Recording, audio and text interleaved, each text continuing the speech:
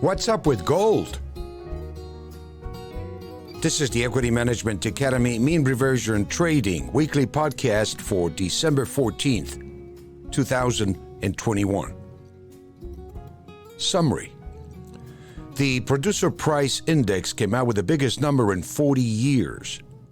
Gold is down 6 or 7% for the year, and silver down 14% or so for the year against these levels of inflation, which are at 40-year highs. The past few meetings, the Fed has just talked the markets down, but has not actually done anything. If interest rates do go up aggressively, it puts the world economy at tremendous risk, and defaults will become common. It is a global problem, so governments will have to find a way to hedge against this tremendous debt bubble by allowing inflation to run at higher levels than expected. Fundamentals. The Producer Price Index came out with the biggest number in 40 years. Gold was down, but we are beginning to see a bit of a correction. The CPI is at 6.8%. These types of numbers are not transitory. It puts pressure on the Fed to raise interest rates sooner than later. Doing that will be a challenge, with debt far above where it was in the 1970s when debt was below $1 trillion. Interest rates hit 19%. Today, we have a negative interest rates in effect and massive debt. Today, we have a very different dynamic than in the 70s. The 10-year note is at 146.70, up 4 basis points. It's not reacting to the inflation fear that we seem to be seeing in the markets and record levels on the CPI and PPI. It is abnormal for gold to be down at these levels, Equity Management Academy Patrick MontesDeOca said. We have inflation at highs not seen since the 1980s. Yet gold is down. Gold is down 6 or 7% for the year, and silver is down about 14% or so for the year against these levels of inflation, which are at 40-year highs. Precious metals have been around for thousands of years. We are in the midst of a monetary system that is adjusting to these new levels of inflation. This acceleration of inflation has been caused by the Fed's massive expansion of the balance sheet to record levels. There is a lot of money in the system, which is causing price inflation. We also have less supplies than anticipated, since companies did not store much inventory in expectations that the pandemic would continue to suppress demand. Now, demand is far, far above supply. A key issue is now whether this level of inflation has become integrated into the system. If it is not transitory, then the Fed and the markets are in a dilemma. The Fed will have to talk about tapering and raising interest rates, which could devastate the economy.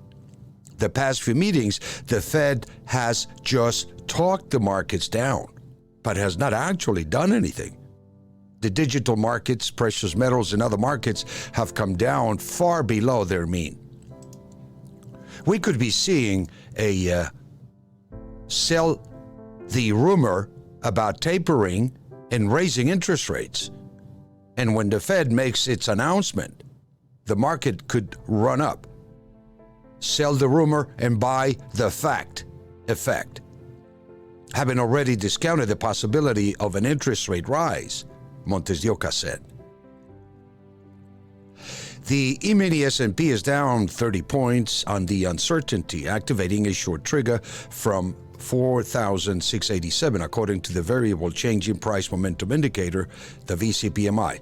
If we come down below 46.32, then a bearish price momentum will be activated with targets of 45.24 to 44.69. We are turning bearish in the equity markets, and we may be making some kind of a double top. Gold.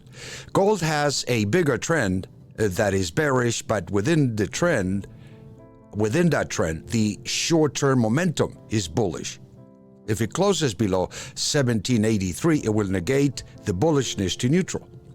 If you are short, take profits at 1771 and 1756, then reverse and go long. Take profits if you're long at 1795 to 1807. We have a weekly trigger in gold with a target of 1783. Gold seems to have been identified. It seems that it has identified the extreme levels of the market. Silver.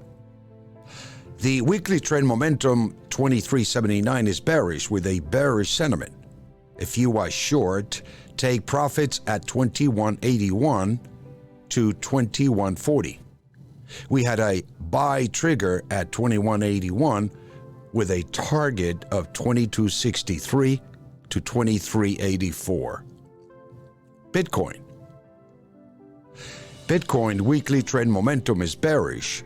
If you are short, take profits at 46,005 to 44,120. If long, take profits at 50,098 and 54,080. We are at an extreme below the mean, so the market is most likely to revert back to the mean, MontesDeOca said. The chart in Bitcoin looks similar to the gold market. The gold to Bitcoin ratio appears to be narrowing. Gold is in an area of accumulation of supply where you should add to your positions. Bitcoin is in the same situation, an excellent area to add to your position. It activated a weekly buy signal from 46,005. We are trading at extreme levels below the mean in gold and Bitcoin. Silver is almost the same pattern as gold and Bitcoin. Silver is also at an extreme level below the mean and area where it is a good level to add to your positions. Opinion. Inflation is running hotter than expected, mirroring the 1980s. Then gold was at 850 and interest rates were double-digit, with the Dow Jones at about 1,000, almost at par with gold. Now, stocks have rocketed up while gold has not. Interest rates are at almost zero or negative, and debt is in the trillions of dollars.